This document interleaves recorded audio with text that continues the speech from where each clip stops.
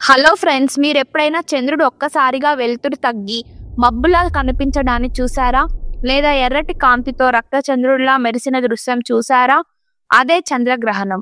ఈసారి చంద్రగ్రహణం సెప్టెంబర్ 7వ తేదీన ఆదివారం రాత్రి జరుగుతుంది. రాత్రి 9:56 మొదలై తెల్లవారుజామున 1:26 వరకు కనిపిస్తుంది. చంద్రగ్రహణం అంటే భూమి, చంద్రుడు, సూర్యుడు ఒకటే సూటిగా రావడం.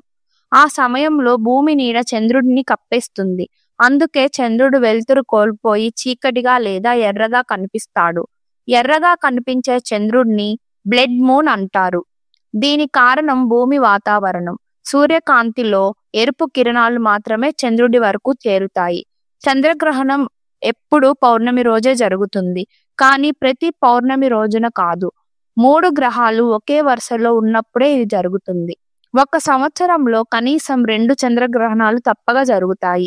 కొన్నిసార్లు 4 లేదా 5 సార్లు కూడా చూడవచ్చు. సూర్యగ్రహణం కంటే చంద్రగ్రహణం ఎక్కువసేపు ఉంటుంది. కొన్నిసార్లు గంటల పాటు కూడా కొనసాగుతుంది. పూర్వం కాలంలో దీనిని అశుభంగా అనుకునేవారు.